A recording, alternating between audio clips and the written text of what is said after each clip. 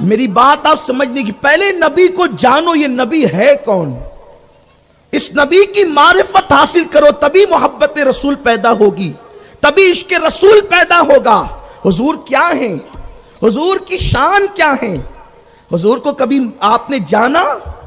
آپ تو یہی سمجھ رہے ہیں کہ وہ بازار میں گھومتے ہیں، ہماری طرح انسان ہے، وہ کھانے سے پہلے نمک چکھتے ہیں، ہماری طرح انسان ہے۔ لیکن آئیے میں آپ کے سامنے ایک حدیث پاک کی تشریح پیش کروں تاکہ پتہ چلے حضور ہے کون۔ پہلے ان کو جانو وہ کون ہے، ان کو جانو گے تو مانو گے نا۔ عشق رسول یوں ہی تھوڑی دل میں پیدا ہوگا، ہر ایک کا عشق دل میں پیدا تھوڑی ہوتا ہے۔ عشق پیدا ہونے کے لیے کچھ چیزیں ہوتی ہے، حسن، علم، طاقت، اخلاق، یہ چیزیں ہوتی ہے، تب کہیں جا کر کسی کے لیے عشق پیدا ہوتا ہے۔ ان سب چیزوں کی تشریح نہیں ہو سکتی، لیکن آؤ اپنے نبی کو جانو، اپنے نبی کیسے ہیں۔ وہ حدیث پاک حضور علیہ السلام اعلان نبوت سے پہلے غار حرا میں بیٹھا کرتے تھے، اللہ کی عبادت کرتے ہوئے۔ لوگ لات و حبل کو پوچھتے تھے، حضور اللہ کی عبادت کے لیے حرا میں بیٹھتے تھے۔ ایک دن جبریل آئے۔ یہ جبریل کون ہے؟ جبریل علیہ السلام کو جانتے ہو کون ہے؟ یہ سارے فرشتوں کا سردار ہے۔ جبریل جس کو کہتے ہیں یہ سارے فرشتوں کا سردار ہے۔ اور اس جبریل کی طاقت کتنی ہے، قوت کتنی ہے؟ جبریل جب اپنا ایک پر پھیلاتا ہے تو جبریل کا ایک پر مشرق سے لے کے مغرب تک پوری دنیا کو ڈھانپ لیتا ہے، اتنا بڑا جبریل کا ایک پر ہے۔ اور جبریل کے اس طرح 70,000 پر ہیں۔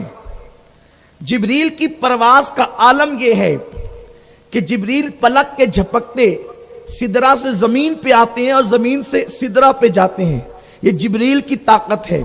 جبریل زمین کو اپنے پر پہ اٹھا کے یوں پلٹ دیتے ہیں، قوم لوط کو پلٹا، یہ جبریل کی شان ہے۔ کون جبریل؟ فرشتہ، جبریل فرشتہ۔ اور جبریل کا ایک مقتدی ہے جس کا نام ہے اسرائیل، اسی کو کہتے ہیں ملک الموت۔ وہ ہر انسان کے گھر میں آتا ہے اور جس کو دکھ جاتا ہے پھر دوبارہ انسان کسی کو نہیں دیکھتا، انسان دیکھنے سے ہمیشہ کے لیے محروم ہو جاتا ہے۔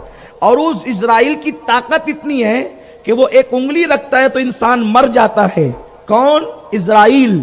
اسرائیل کون؟ جبریل کا مقتدی۔ مقتدی کی یہ طاقت، تو جو مقتدا سید الملائکہ ہو، اس جبریل کی طاقت کا عالم کیا ہوگا؟ اب جبریل پہلی مرتبہ اپنی اصل شکل میں حرا کی وادی میں، حرا کے غار میں قدم رکھتا ہے اور حضور علیہ السلام پر پہلی آیت لے کر آتا ہے اور کہتا ہے اقرا، پڑھیے۔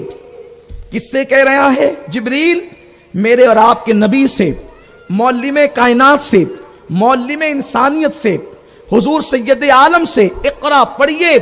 سرکار نے جواب دیا، یہ بخاری شریف کی حدیث ہے، ما انا بقاری، میں نہیں پڑھتا۔ کیا کہا؟ ما انا بقاری، میں نہیں پڑھتا۔ لوگ کہتے ہیں حضور نے کہا مجھے پڑھنا نہیں آتا، خدا کی عزت کی قسم اس کا یہ ترجمہ کبھی نہیں ہو سکتا، ما انا بقاری، میں نہیں پڑھتا۔ پھر جبریل نے دوسری بار کہا اقرا، پڑھیے۔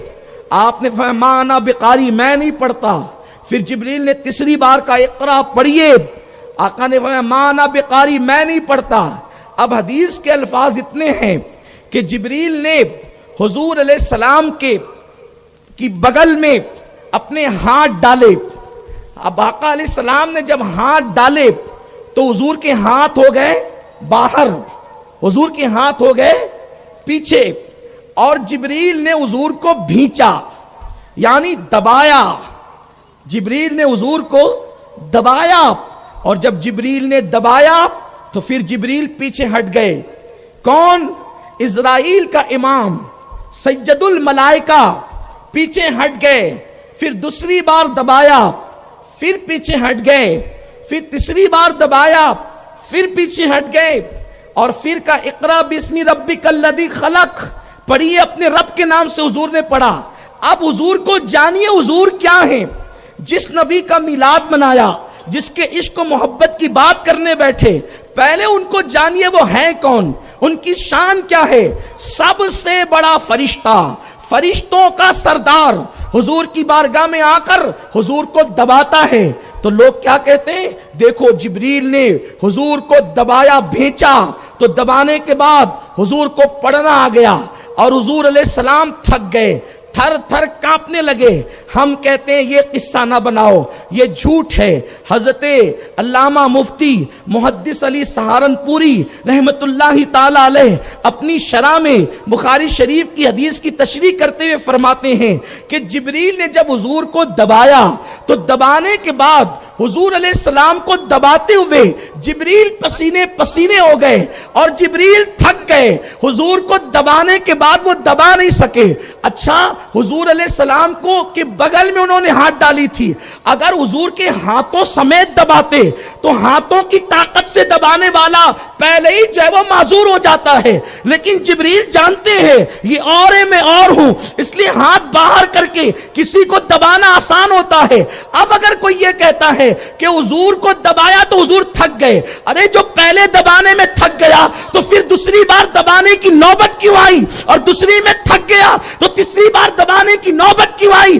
پہلی بار جبریل دبا کر خود تھکے ہیں تو جتنا دبانا چاہتے تھے اتنا دبا نہ سکے، اس لیے جبریل کو پیچھے ہٹنا پڑا، پھر دوسری بار کوشش کی، پھر پیچھے ہٹنا پڑا، تیسری بار کوشش کی، پھر جبریل پیچھے ہٹے۔ پتا چلا جہاں جبریل کی ہمت جواب دیتی ہے وہ مصطفیٰ جان رحمت کی طاقت ہے۔ سبحان اللہ، سبحان اللہ، سبحان اللہ، نعرہ تکبیر، نعرہ رسالت، نعرہ رسالت، عظمت مصطفیٰ، سبحان اللہ، سبحان اللہ۔ ایسا اپنا نبی ہے تو بات کیا ہوتی ہے؟ جب آدمی عاجز آ جاتا ہے نا، جب آدمی عاجز ہے، میں کہتا ہوں حافظ صاحب اٹھو یہاں سے، یہاں بیٹھو، بولے نہیں میں نہیں بیٹھتا۔ حافظ صاحب یہاں سے اٹھو یہاں بیٹھو، نہیں میں نہیں آتا۔ اللہ کا واسطہ حافظ صاحب ادھر آ جاؤ، یہ کیا ہے نا اللہ کا واسطہ، یہ عاجزی ہے، میرے کہنے پہ نہیں آتا، اللہ کا واسطہ دے رہا ہوں، اب تو آ جا قربان۔ اب اس آیت کی یوں اس کی عکاسی ہو رہی ہے، اقرا پڑھیے، میں نہیں پڑھتا، اور جبریل تو غلام ہے، تیرے کہنے پہ تھوڑی پڑھوں گا، حضور پڑھیے، میں نہیں پڑھتا، پھر اقرا بسم ربک الذی، حضور میرے کہنے پر نہیں، اپنے اللہ کے نام سے تو پڑھیے۔ یہ اپنے نبی کی شان ہے۔